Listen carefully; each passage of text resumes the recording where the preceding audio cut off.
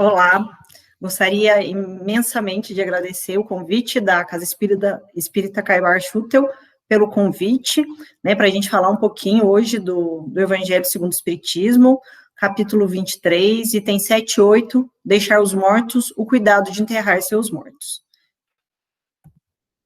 Bem, antes de qualquer coisa, vamos fazer uma prece inicial, né, para a gente já se sintonizar no Evangelho. Então, vamos elevar os pensamentos a Deus, ao Mestre Jesus, agradecendo primeiramente por mais um dia de vida, agradecendo pela oportunidade reencarnatória, pedindo para que Jesus, nosso Mestre amado, ilumine esse momento, para que seja um momento para a gente aprender um pouquinho do Evangelho, e rogamos a Ele que nos dê força para que a gente consiga, bem devagarzinho, mas aplicar tudo que a gente aprende do Evangelho, que a gente aplique no nosso dia a dia, para assim a gente conseguir sermos cristãos no nosso dia a dia, com a nossa família, nos nossos locais de trabalho e conosco mesmo. Jesus nos abençoe e que a gente possa sempre estar com Ele, sempre ter a certeza de todo o amor que o Cristo sente por nós. Bem, hoje a nossa passagem, né, que está no capítulo 23, item 7 e 8, é uma passagem bem curtinha, como vocês podem ver, mas muito importante, né, e ela deve ser realmente bem interpretada, porque ela tem uma interpretação literal e outra interpretação de acordo, né, com o Evangelho, né, então a gente deve fazer a interpretação correta dessa passagem, para realmente tentar aprender e colocar ela em prática no nosso dia a dia. Então, essa passagem está em Lucas, no capítulo 9, nos versículos 59 e 60. Né? Então, como que é essa passagem? Disse a outro, segue-me. E o outro respondeu, Senhor, consente que primeiro eu vá enterrar meu pai. Jesus lhe retrucou, deixai aos mortos o cuidado de enterrar seus mortos. Quanto a ti, vai anunciar o reino de Deus. Então, ela é realmente bem curtinha, mas quando a gente vê essa parte, deixa aos mortos o cuidado de enterrar seus mortos, o que será que isso significa realmente, né? Porque se a gente pensar em alguém que acabou de desencarnar, como que alguém que acabou de desencarnar vai ser sepultado por alguém que também já desencarnou, né? Fica um pouco estranho. Então, o mais importante é a gente entender, principalmente, esse pequeno trecho que tem muito ensinamento para a gente colocar no nosso dia a dia. Então, se a gente imaginar Jesus dizendo isso, a primeira coisa que nos vem à mente gente, isso é estranho, porque é como se Jesus tivesse indo contra os preceitos da piedade filial que aquele moço, né, a quem ele chamou, teria que ter, e tem que ter hoje, todos nós, em relação aos nossos pais, né? Então, é como se Jesus tivesse indo contra a família, indo contra o dever, o honrar o vosso pai e a vossa mãe. Então, isso é tudo muito estranho, né? Só que a gente não pode fazer uma interpretação literal, porque senão realmente fica algo muito estranho. Jesus, ele aproveitou todos os momentos para ensinar. Então, várias de suas parábolas, né, dos seus ensinos, eles estão em coisas corriqueiras do dia a dia, né, daquela época onde ele vivia, né? Então, tem vários outros exemplos a parábola da figueira seca e tantas outras, né, que vêm daquele dia a dia, né? Então, muitas das coisas foram mal interpretadas, mas hoje a gente já consegue interpretar à luz do Evangelho segundo o Espiritismo de uma outra maneira, né? Então, o morto não vai conseguir sepultar um outro morto, ou seja, entendendo aqui por morto aquele que está desencarnado, né? Então, como que alguém que está desencarnado, que seu corpo já não tem já não tem mais nada, ele vai conseguir ser enterrado por alguém que também já está desencarnado. Então, com certeza, esse não é o caminho para a gente entender essa passagem, né? Já fica bem claro isso.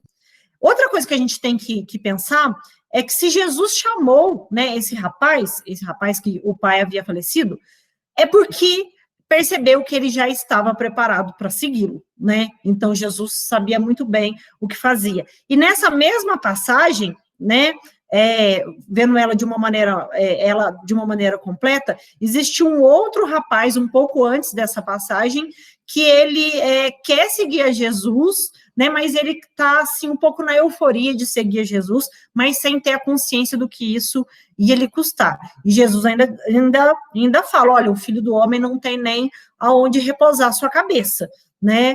Ou seja, não imagine que vai ser uma vida de glórias materiais, alguma coisa assim, você me seguir. E depois entra esse segundo rapaz, que comenta, né, que o pai havia falecido, e depois um terceiro rapaz que quer voltar para casa para despedir da família. Jesus fala, olha, se você for me seguir, é como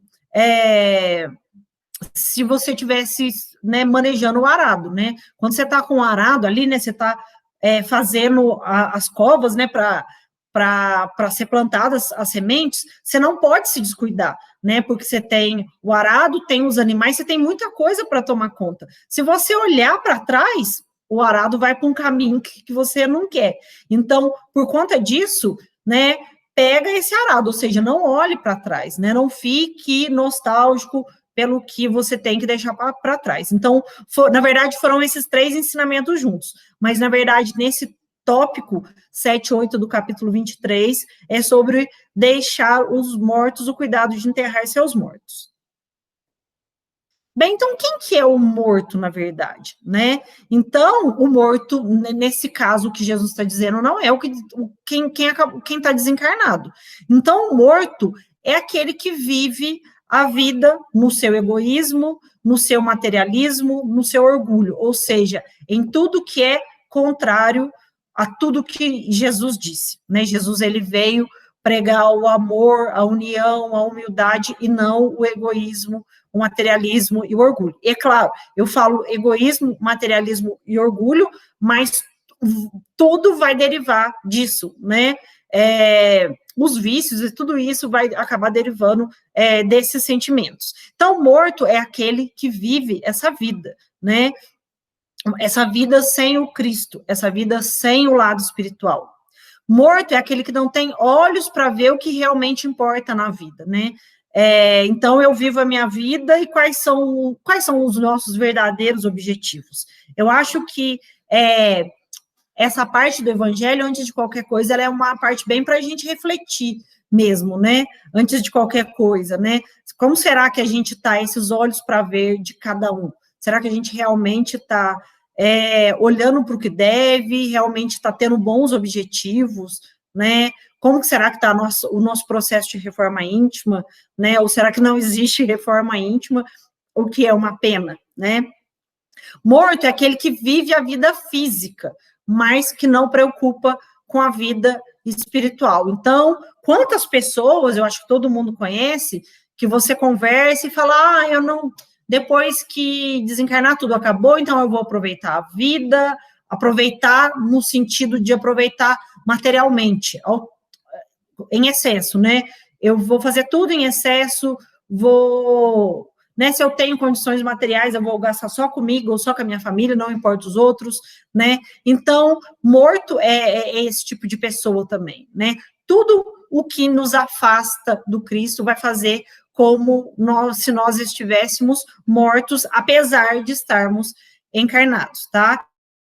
Embora algumas pessoas falem, caminhem, trabalhem, comam, durmam e façam todas as atividades, mesmo assim, elas estão mortas, porque o seu pensamento, a sua alma, ela está voltada só para o egoísmo, para o materialismo e para o orgulho, e tudo que deriva do egoísmo, materialismo e orgulho, tá? E daí vem a pergunta, será que a gente está vivo, né? Encarnado a gente está, né? No caso aqui, ó, estou encarnado, mas será que eu estou viva, né? Será que a minha vida é como? É uma vida que me aproxima do Cristo? É uma vida que me aproxima das minhas obrigações? é uma vida que me aproxima de entender o que é tanto a vida aqui na Terra quanto a vida no plano espiritual? Será que eu estou estudando, né? Porque a gente tem uma bênção, né? Que nós temos tantas obras em português para a gente ler, né? Então a gente tem as obras do Chico, do Divaldo e tantas outras, né? A gente tem as do Kardec traduzidas, a gente tem muita coisa do espiritismo para estudar, né? Então nem sempre é assim, né? Nem sempre, por exemplo, uma pessoa que mora em outro país, dependendo do idioma, ela não vai ter esse tanto de opções. Então, que a gente dê mais valor a isso, né? Ter a consciência plena que nós não somos um corpo, né? Nós estamos em um corpo, porque nós somos um espírito imortal que estamos encarnados em um corpo, né? O que é diferente. O respeito que se consagra aos mortos não se prende à matéria, mas ao espírito ausente, mediante a lembrança que dele guardamos. Então, não importa, eu não posso ficar indo no cemitério porque é longe. Ou seja, será que o mais importante é ir lá no cemitério? É claro que o cemitério é um lugar, né, santo, um lugar que a gente realmente tem que ter muito cuidado e tem que ter muito respeito. Mas será que adianta eu ir lá todo dia aonde alguém da minha família está sepultado? Vou lá, só que eu não faço uma oração, eu realmente não agradeço tudo que foi vivido, agradeço pela pessoa ter passado pela minha vida, peço para ela estar bem. O que será que é mais importante? Ir até esse cemitério e não demonstrar nada, ou ficar na minha casa e realmente orar para essa pessoa estar bem e ter a gratidão, né? Então, o que importa não é o tipo de sepulcro. Antigamente ainda tinha muito mais pompa, né? Eu já fui em alguns cemitérios fora daqui que não tem nem como explicar, né, como que eram as sepulturas de tão luxuosas, né? Então, será que é isso que realmente importa? Será que é isso que é a forma de eu honrar o meu pai, minha mãe, ou alguém que desencarnou que eu amava e que continuo amando porque a pessoa não deixou de existir? Né? A gente tem que se perguntar isso. Então, o que importa é o sentimento, é esse laço que fica, e não a parte material. E outra coisa que eu acho muito interessante comentar, né? Eu acho que, na minha opinião, está um pouco relacionada com o tema. É também como a gente lida com essas coisas, apesar da gente saber que é extremamente difícil, né? Quando desencarna alguém que a gente ama muito, né? E a gente tem um período de luto, de sofrer, mas a gente tem um consolo por conta da doutrina, mas a gente tem que se equilibrar, né? Então, por mais que seja difícil, a necessidade de se equilibrar quando desencarna alguém que a gente ama. Então, o Alonso, né, que é um dos personagens do livro Os Mensageiros, que é o livro do André Luiz, psicografado pelo Chico Xavier, né? Então, conta a história do Alonso, que ele desencarna, né?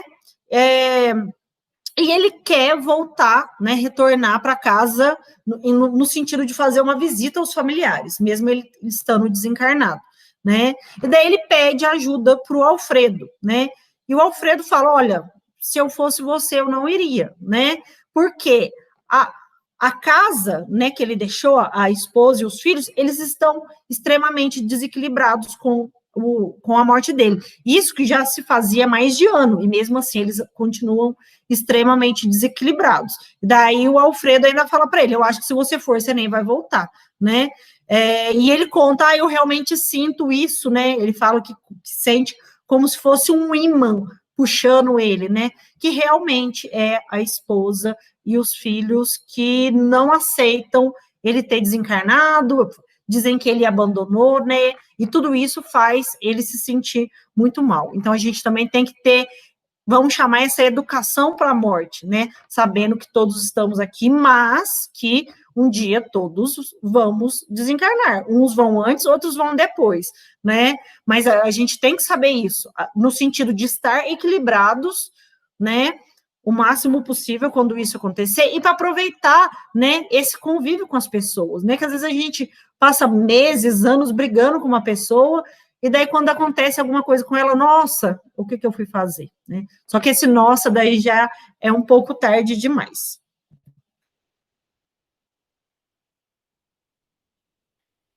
O apóstolo Paulo, né, em carta aos Efésios, no capítulo 5, né, ele comenta, né, desperta, ó homem que dorme, levanta-te dos mortos, né, que significa realmente isso, né, e daí na explicação que tem, fala exatamente isso, levantar dos mortos é o quê? Se voltar a Jesus, né, realmente ter essa vida, né, é uma vida que realmente seja importante espiritualmente, e não uma vida em que eu vivo só para as coisas materiais.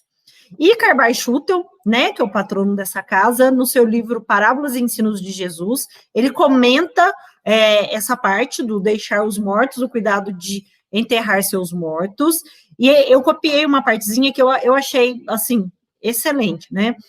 Como é terrível a morte da alma. Mais estranha e penosa coisa é a morte da alma que a morte do corpo. Ou seja, é pior essa morte da alma do que a morte do corpo. A morte do corpo é a libertação do espírito. A morte da alma é a sua escravidão ao serviço da carne. Glorioso é o dia da morte do corpo para os espíritos que vivem. Terrível é o dia da morte do corpo para os espíritos mortos, né? Ou seja, pensa bem se eu ficar uma encarnação inteira nessa vida, entre aspas, de morto, né? Ou seja, afastado do Cristo, afastado da caridade, do amor ao próximo, do perdão de tudo que realmente é importante. Como será que eu vou desencarnar, né? Para que lugar será que eu vou ser atraído? Porque tudo é questão de atração, né? Para que lugar será que eu vou? Será que vai ser um lugar muito legal, muito bom? Ou será que vai ser um lugar de sofrimento, né? Porque uma hora ou outra a gente sabe que todo espírito vai acordar. Como Jesus diz, que nenhuma das suas ovelhas vai se perder. Mas, nesse momento, a pessoa até que se reequilibra e reencarna de novo, ela vai ter momentos de muito sofrimento, né? Então, né, que Jesus nos abençoe desde já, para que a gente consiga levar essa vida como vivos, né? Vivos para o espírito, vivos para os seus ensinamentos. E também nesse capítulo, e nesse item do Evangelho, no item 8, ele finaliza dessa maneira: não te preocupes com o corpo, pensa antes no espírito. Vai ensinar o reino de Deus, vai dizer aos homens que a pátria deles é a terra, mas o céu, porquanto somente lá transcorre a verdadeira vida. Então, é exatamente isso o que o Cristo queria dizer, né? Deixar os mortos, o cuidado de enterrar seus mortos o mais importante não é o corpo, não é a parte material, e sim o espírito, né? E fazendo isso, aquele moço teria a condição de seguir o Cristo. Para finalizar, eu trouxe, na verdade, eu fiz um resuminho, né, dessa passagem, que é a mensagem 143, do livro Fonte Viva, do Emmanuel, Psicografia do Chico Xavier, que é exatamente, né, sobre esse assunto, sobre o que é vivo, o que é morto, o que realmente isso significa, tá? Jesus não recomendou ao aprendiz deixasse aos cadáveres o cuidado de enterrar os cadáveres, e sim conferisse aos mortos o cuidado de enterrar os seus mortos. Então, ele já faz essa primeira diferenciação entre cadáver e morto. Há, em verdade, grande diferença. O cadáver é carne sem vida, enquanto que um morto é alguém que se ausenta da vida. Há muita gente que perambula nas sombras da morte sem morrer. Cerram-se entre as paredes da própria mente, cristalizados no egoísmo ou na vaidade, negando-se a partilhar a experiência comum. Mergulham-se em sepulcros de ouro, de vício, de amargura e de ilusão. Desperta e vive com todos, por todos e para todos, porque ninguém respira tão somente para si. Cedamos algo de nós mesmos em favor dos outros, pelo muito que os outros fazem por nós. E aqui também ele comentava, né, para a gente pensar, eu estou aqui, independente de onde você esteja, quantas pessoas já nos auxiliaram, né? A começar pelos nossos pais, né, que nos receberam, nos deram a vida, os familiares, os amigos, os colegas de trabalho, quantas pessoas já não nos auxiliaram nessa vida, né? Que a gente tem essa visão de de gratidão, né? Porque a gente tendo a visão de gratidão, a gente vai retribuir a essas pessoas e as outras, e não importa quem, né? A gente vai realmente querer compartilhar, né? Porque a felicidade não é ter, não é ganhar, não é chegar na frente, sim, é o compartilhar, né? Então, que a gente realmente pense em tudo isso, né, para que a gente não seja os mortos, a gente seja realmente os vivos, mas vivos em espírito nessa reencarnação, e realmente com mais amor à vida, amor ao Cristo e amor ao próximo. Bem, agora a gente vai passar para o nosso momento de vibração.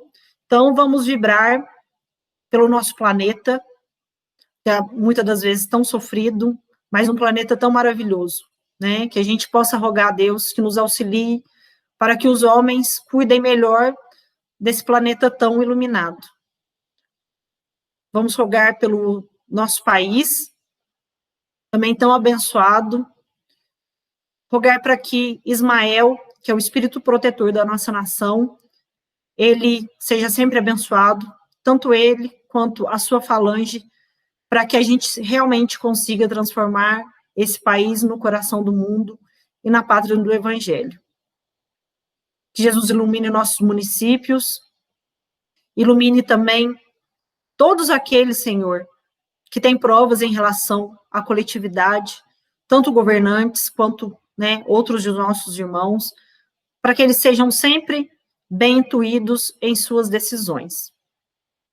Ilumina, Senhor, nossas famílias, que todos possam ser iluminados pela luz que vem do Cristo, que possam estar bem, tanto em relação ao corpo físico e em relação ao corpo espiritual. Ilumina, Senhor, aqueles que se acham ainda nossos inimigos, inimigos do Espiritismo, inimigos do próprio Cristo, inimigos das pessoas a quem amamos. Abençoa, Senhor, o nosso final de semana, também a semana que irá se iniciar, né, de trabalho na segunda-feira para muitos de nós, que seja repleta de êxito, de esforço, que a gente possa realmente demonstrar que queremos ser verdadeiros cristãos. Também nos ilumina para que sempre, durante o descanso do corpo físico, possamos estar juntos, possamos estar na presença de nossos anjos guardiões, de nossos amigos espirituais, e sempre aprendendo, trabalhando e guardando tudo isso na forma de boas intuições para colocá-las em prática no nosso dia a dia. Abençoa a todos, Senhor, que Jesus nos abençoe.